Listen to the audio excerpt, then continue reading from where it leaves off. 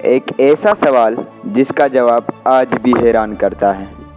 सोचिए, आज से लगभग 4,500 साल पहले न आधुनिक मशीनें थी, न क्रेन, न ट्रक, न बुलडोज़र और न ही आज जैसी इंजीनियर तकनीक। फिर भी इंसानों ने रेगिस्तान के बीच ऐसी विशाल संरचनाएं खड़ी कर दी जिन्हें देखकर आज भी दुनिया हैरान रह जाती है। इनमें सबसे प्रसिद्ध है गीज़ा का महान पिरामिड। इसकी ऊंचाई मूल रूप से लगभग 146.6 मीटर थी। हजारों वर्षों तक यह दुनिया की सबसे ऊंची मानव निर्मित संरचना रही। लेकिन सबसे बड़ा सवाल यह है, आखिर इसे बनाया कैसे गया? इतने भारी पत्थर वहां पहुंचे कैसे? उन्हें इतनी ऊंचाई तक उठाया कैसे गया? हजारों मजदूरों ने इतने विशाल निर्माण को नियंत्रण कैसे किया? और सबसे दिलचस्प सवाल, क्या सच में पिरामिड बनाने के लिए किसी रहस्यमय शक्ति या किसी अज्ञात सभ्यता की जरूरत थी? आज की इस डॉक्यूमेंट्री में हम इन्हीं सवालों के जवाब खोजेंगे। अंत तक पहुंचते पहुंचते आपको समझ आएगा कि पिरामिड का सबसे बड़ा रहस्य शायद उसकी ऊंचाई नहीं, बल्कि उसे बनाने वाले इंसानों की अद्भुत क्षमता थी। पिरामिड आखिर बनाया किसने? सबसे पहले यह एक गलत धारणा को दूर करना जरूरी है।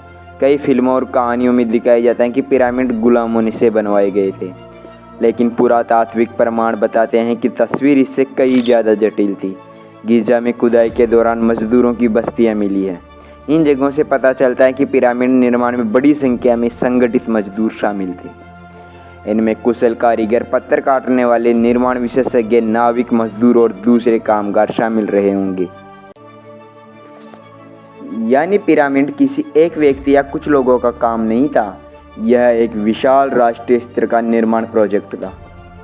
हजारों लोगों को भोजन देना, उनके रहने की व्यवस्था करना, पत्थर काटना, उन्हें एक स्थान से दूसरे स्थान तक पहुंचाना और फिर उन्हें सही जगह पर लगाना, क्या यह अपने आप में एक बहुत बड़ी प्रशासनिक उपलब्धि थी? पिरामिड के लिए पत्थर कहां से आए? अब आते हैं सबसे महत्वपूर्ण सवाल पर, इतने सारे पत्थर आए कहां से? गीज़ा के महान पिरामिड में लाखों पत्थर के ब्लॉक इस्तेमाल किए गए। इसमें से अधिकांश स्थानीय चूना पत्थर से बने थे, यानी निर्माण स्थल के आसपास मौजूद चट्टानों से काफी सामग्री प्राप्त की जा सकती थी। लेकिन समस्या यहाँ खत्म नहीं होती। पिरामिड के कुछ महत्वपूर्ण हिस्सों के लिए बेहद गुणवत्ता वाले पत्थरों की जरूरत थी। विशेष रूप से अंदर के कुछ हिस्सों में इस्तेमाल किया गया ग्रेनाइट काफी दूर से लाया गया था। ग्रेनाइट के लिए प्राचीन मिस्रवासियों को नील नदी के ऊपरी हिस्से के क्षेत्र तक जाना पड़ता था, एस्वान क्षेत्र तक जाना पड़ता था। अब सवाल, अगर पत्थर इतनी दूर था तो उसे गीज़ा तक लाया कैसे गया?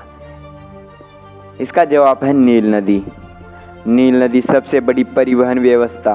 आज अगर हमारे पास भारी सामान भेजना हो तो ट्रक, ट्रेन और जहाज मौजूद हैं, लेकिन प्राचीन मिस्र में नील नदी खुद एक विशाल परिवहन मार्ग थी। भारी पत्थरों को नावों पर लादा जा सकता था, फिर नदी के रास्ते उन्हें निर्माण क्षेत्र के करीब लाया जाता था। पुरातात्विक और प्राचीन अभिलेखों से यह भी पता चलता है कि मिस्र वासियों के पास जल परिवहन की अच्छी व्यवस्था थी। कल्पना कीजिए, एक विशाल पत्थर का ब्लॉक जमीन पर खींचना कितना मुश्किल होगा, लेकिन वही पत्थर अगर नाव पर रखा जाए तो पानी उसकी आवाजाही को बहुत आसान बना सकता है। इसलिए नील नदी पिरामिड निर्माण की पूरी प्रक्रिया का एक महत्वपूर्ण हिस्सा रही होगी। लेकिन नदी से पत्थर गीज़ा के पास पहुंच गया। अब असली समस्या शुरू होती थी, उसे जमीन से निर्माण स्थल तक और फिर ऊपर कैसे पहुंचाया जाए। यहाँ एक बेहद दिलचस्प बात सामने आती है। प्राचीन मिस्रवासियों के पास आधुनिक पहिएदार क्रेन नहीं थे, इसलिए भारी पत्थरों को लकड़ी की स्लेज जैसी संरचनाओं पर रखा जाता होगा। फिर बड़ी संख्या में लोग उन्हें रस्सियों की मदद से खींचते थे। लेकिन क्या सूखी रेत पर इतना भारी पत्थर खींचना आसान था? बिल्कुल नहीं। इसलिए रेत को गीला करने की तकनीक का इस्तेमाल किया गया होगा। वैज्ञानिक प्रयोगों से पता चला है कि सही मात्रा में नमी रेत के प्रतिरोध को कम कर सकती है। इसे स्लेज को खींचना आसान हो जाता है, यानी कोई जादुई तकनीक ही नहीं, बल्कि साधारण भौतिक विज्ञान की समझदारी का इस्तेमाल। अब जो सबसे बड़ा सवाल है वह है पत्थर ऊपर पहुंचा कैसे। यही सवाल है जिसने सदियों से लोगों को परेशान किया है। पिरामिड नीचे से चौड़ा था, लेकिन जैसे जैसे ऊपर जाते हैं संरचना सक्रिय होती जाती है। तो मजदूर इतने भारी पत्थरों को ऊंचाई तक कैसे पहुंचाते थे? इसका सबसे प्रसिद्ध उत्तर है रैंप। रैंप यानी एक ढलान वाला रास्ता। मजदूर पत्थर को स्लेज पर रखकर रैंप के ऊपर खींच सकते थे, लेकिन यहाँ भी एक समस्या थी। अगर पिरामिड बहुत ऊंचा है तो सीधा रैंप बनाने के लिए बहुत लंबा रास्ता चाहिए। दूसरी बात आती है घूमता हुआ रैंप। संभावना कि रैंप के पिरामिड के चारों ओर एक घूमता हुआ रैंप बनाए जो कि ऊपर जाता रहा हो। इसे लंबाई तो नियंत्रण हो जाएगी, लेकिन सवाल होगा कि मजदूरों को पिरामिड के चारों में पत्थर घुमाने में कठिनाई हो सकती थी, तो यह भी पूरी तरह सिद्ध नहीं माना जा सकता। अब बात तीसरी आती है अंदरूनी रैंप की। अब कुछ बोलते हैं कि पिरामिड के कुछ हिस्से के अंदर किसी प्रकार का रैंप सिस्टम बनाया गया हो। इस सिद्धांत के अनुसार मजदूर पत्थरों को बाहरी सतह के बजाय अंदर बने रास्तों से ऊपर ले जाते होंगे। यह भी हो सकता है, लेकिन इसके पर भी प्रमाण पूरी तरह से नहीं मिले हैं। यानी हमें आज भी निश्चित रूप से नहीं पता कि पिरामिड के हर स्तर तक पहुंचाने के लिए बिल्कुल कौन सा तरीका इस्तेमाल हुआ था। यही इस कहानी को इतना दिलचस्प बनाता है। अब एक और रहस्य, महान पिरामिड केवल एक विशाल नहीं, यह अविश्वसनीय रूप से सटीक भी है। इसके चारों मुख्य किनारे लगभग चारों दिशाओं के अनुरूप रखे गए हैं। इतनी सटीक दिशा तय करना आधुनिक युग से पहले आसान काम नहीं था, क्योंकि उस टाइम कोई ऐसा यंत्र भी नहीं होंगे। तो मिस्रवासियों ने यह कैसे किया?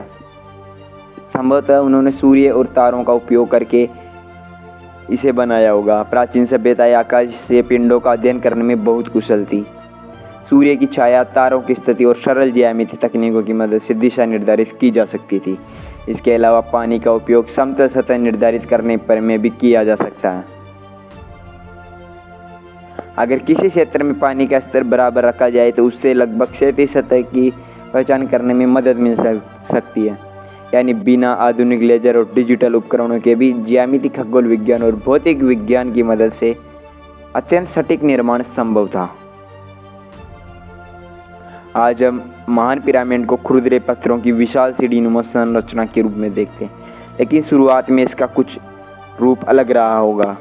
इसके बाहरी हिस्से पर चिकने और चमकीले चूना पत्थर के आवरण पत्थर लगाए गए थे। जब सूर्य की रोशनी उन पत्थरों पर पड़ती होगी तो पूरा पिरामिड बहुत चमकदार दिखाई देता होगा।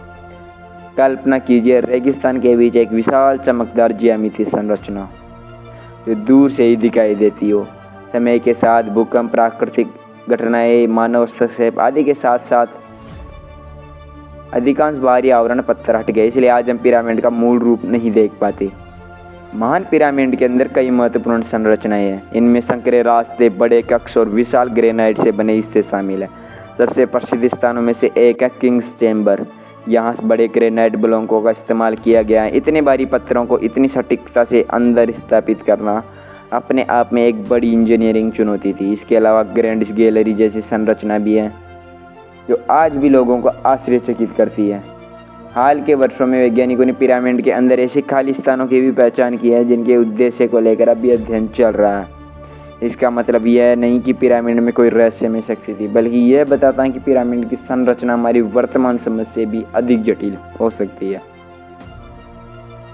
पिरामिड से जुड़ी सबसे लोकप्रिय कहानियों में से एक है, क्या इसे एलियंस ने बनाया था? कुछ लोग कहते हैं कि प्राचीन इंसान इतनी बड़ी और सटीक संरचना नहीं बना सकते थे, लेकिन पुरातात्विक प्रमाण इस दावे की जरूरत नहीं छोड़ते। हमें प्राचीन मिस्र के पत्थर काटने के औजार मिले हैं, मजदूरों की बस्तियों के प्रमाण मिले हैं, पत्थरों के परिवहन से जुड़े प्रमाण मिले हैं, निर्माण से संबंधित कई संरचनाएं मिली हैं। इन सभी से पता चलता है कि पिरामिड बनाने वाले लोग इंसान ही थे। हो सकता है कि हमें उनकी हर तकनीकी का पूरा विवरण आज उपलब्ध न हो, लेकिन इसका मतलब यह नहीं कि उन्हें एलियन तकनीकी की ज़रूरत थी। असल में उनकी सबसे बड़ी ताकत उनकी सामूहिक मेहनत, संगठन और ज्ञान था। इतने विशाल निर्माण को पूरा करने में कितना समय लगा हुआ, इस पर एक अलग अनुमान है। आमतौर पर महान पिरामिड के निर्माण के लगभग 2 दशकों के आसपास का समय माना जाता है। हालांकि सटीक अवधि निश्चित रूप से ज्ञात नहीं है। आप सोचिए, कुछ दशकों के अंदर लाखों पत्थरों से बनी इतनी विशाल संरचना तैयार करना, इसके लिए केवल मजदूरी काफ़ी नहीं थे, इसके पीछे योजना बनाने वाले लोग थे, इंजीनियर थे, पत्थर काटने वाले थे, नाविक थे, भोजन पहुंचाने वाले लोग थे, रस्सियों और लकड़ी तैयार करने वाले लोग थे, माप करने वाले लोग थे, और सबसे महत्वपूर्ण ऐसी प्रशासनिक व्यवस्था थी जो इन सभी लोगों को एक साथ काम करवा रही थी। तो आखिर पिरामिड का रहस्य क्या है? क्या यह कोई जादुई मशीन थी? क्या इसमें कोई अलौकिक शक्ति थी? क्या इसे किसी अज्ञात सभ्यता ने बनाया था? वैज्ञानिक प्रमाण इस बात का पर समर्थन नहीं करते। पिरामिड का सबसे बड़ा रहस्य शायद इससे ज़्यादा साधारण, उससे भी ज़्यादा अद्भुत है। इंसान, एक ऐसा इंसान जिसके पास आज जैसी मशीनें नहीं थी, लेकिन उसके पास गणित, ज्यामिति, खगोल विज्ञान, भौतिक विज्ञान, संगठन, अनुशासन और हजारों लोगों को लक्ष्य के लिए एक साथ काम करने की क्षमता। यही वह चीज़ है जिसे पिरामिड को संभव बनाया है। आज लगभग 4,500 साल बाद भी महान पिरामिड खड़ा है। उसने राजवंशों को बदलते देखा, सभ्यताओं को उड़ते गिरते देखा, युद्ध देखे, प्राकृतिक बदलाव देखे और इंसान को चांद तक पहुंचते भी देखा। आज हमारे पास ऐसी मशीनें हैं जो कुछ ही घंटों में उन कामों को कर सकती हैं जिनमें प्राचीन लोगों को बहुत समय लगता होगा। लेकिन फिर भी हम गीजा के पिरामिड के सामने खड़े होते हैं तो एक सवाल मन में जरूर आता है, इतने 1000 साल पहले इंसानों ने यह सब कैसे सोच लिया था?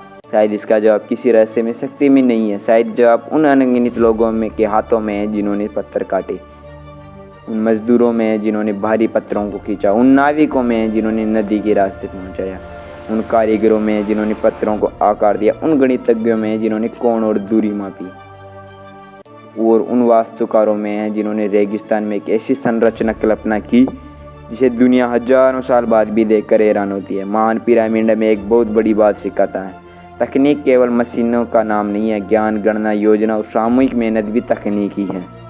हजारों लोगों की कल्पना कीजिए जिन्होंने बिना आधुनिक मशीनों के पत्थर दर पत्थर एक ऐसा चमत्कार खड़ा कर दिया जो लगभग 4,500 साल बाद भी दुनिया के सामने खड़ा है। यही है मिस्र के पिरामिड का असली रहस्य। हम पार्ट 2 में बताएंगे मिस्र के बहुत अनसुने रहस्य। इसके लिए हमारे चैनल को एक सब्सक्राइब जरूर कीजिएगा। मिलते हैं अगले वीडियो में। जय श्री राम।